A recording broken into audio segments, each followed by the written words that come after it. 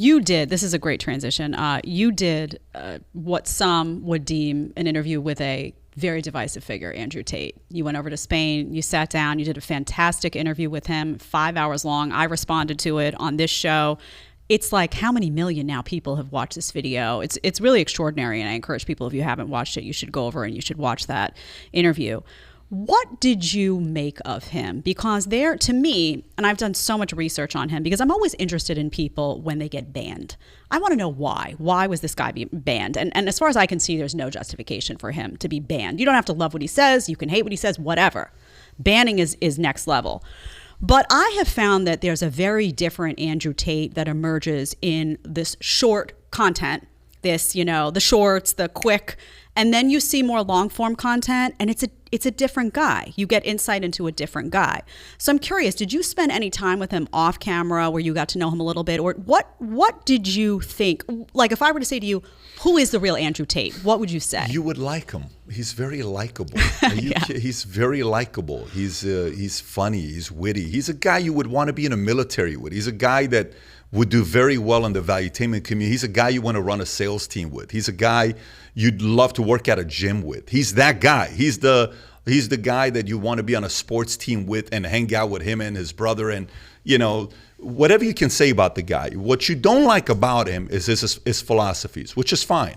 Set the philosophies aside. I can't like a person whether I don't agree with him with his philosophies. I will say one part, though, that during the interview that kind of got me to say, where do these philosophies come from, okay? Obviously, the father, who he was, what he did, he had a lot of influence over them and the brothers. Yes, women, what they do, party, all this stuff that they do, great, more power to them. No drugs. They don't do drugs. They don't do any of that stuff. They're purely about running their businesses together, having each other's back. What parent wouldn't want their sons to be that close to each other, right? Mm-hmm. One, all he talks about is, as long as I have my brother, I need nobody, right? Who wouldn't want that? Tell me what parent doesn't want their kids to be that close with each other. But there's one thing. Here's the one thing. When I was talking to him and he was given a lot of his philosophies, I've hung out with a lot of Christian men and I've hung out with a lot of Muslims in my lifetime. It seemed like both of those, religions had an influence over him, both of them, where you feel a little bit of the Christian religion have an influence over him, but also the Muslim. In the Muslim religion, as much as, people in America want to make it's a very peaceful thing. You've heard Bill Maher say this before, where Bill says, most Muslims are not terrorists. But Bill Maher also says, but most terrorists are Muslims, right? So when you read that, like, oh, wait a minute, you can't say that. He's not wrong, right, when you have this kind of a conversation. There's a part of him where I think the way the Muslim community looks at women, it is very submissive. It is very, I get to do this and you can't. It is very, I can have multiple wives. You can't have multiple husbands. It is very, you can't get to sleep around, which, your body count. It is very one woman, you wait for one man. It is very much of that, right? Mm-hmm. So I don't know who, but I think somebody of the Muslim descent, Muslim religion had a big influence on this guy, Tate, both of them, because you feel that. And it makes sense because in London, there's a big Muslim community. So whether there was a mentor or somebody, or maybe even his father, he has that part. Because the way you look at women when you're from that religion is a different way than the way you look at women when you're a different religion. It's just the truth. Mm-hmm. People can say what they want to say. That's just how it is. When you listen to his long form content, do you find him to be more of a positive influence than a negative? Or how do you wind up feeling in terms of his influence on men and society at large? Positive or negative? Absolute net positive. I don't see anything that's a net negative. I see all of the net positive for him. Mm-hmm. For getting men to get in shape. You kidding me? Our testosterone level has dropped since 1980.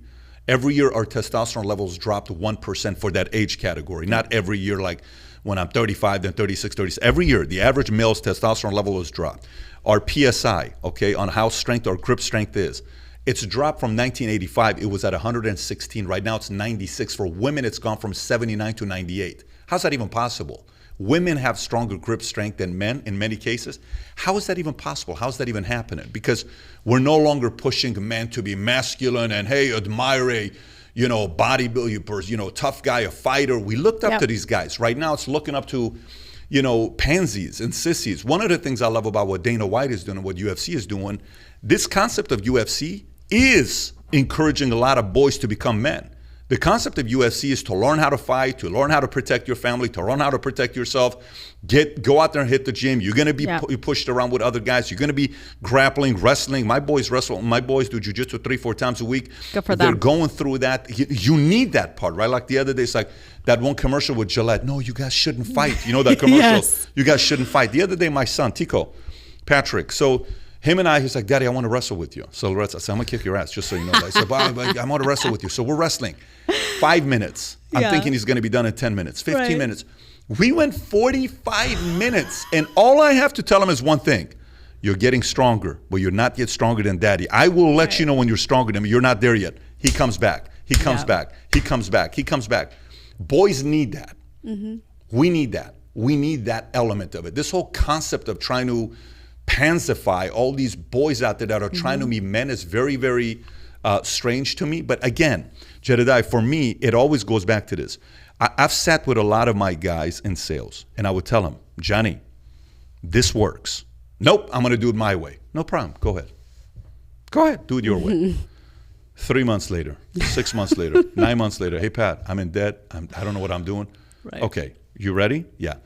Do this. This works. Pat, I'm fully ready. Go ahead, do this. Boom. Oh, my God, I can't believe this works. Told you a year ago this works. Sometimes we have to go through entertaining bad ideas. And you have to look at a country as a human being. The country today is rebellious. The country today is soft. If it was a human being, it's questioning things, and it's a little bit upset at its grandfather that was rich and hardworking and all this. Like, I don't want to be like my grandpa. All this pressure about my grandpa. And he's just kind of trying to, but he's going to fail. And he's going to fail miserably. Then he's going to come back and it's going to say, listen, many of these old principles work. Tell me, what do we need to do? Let's go.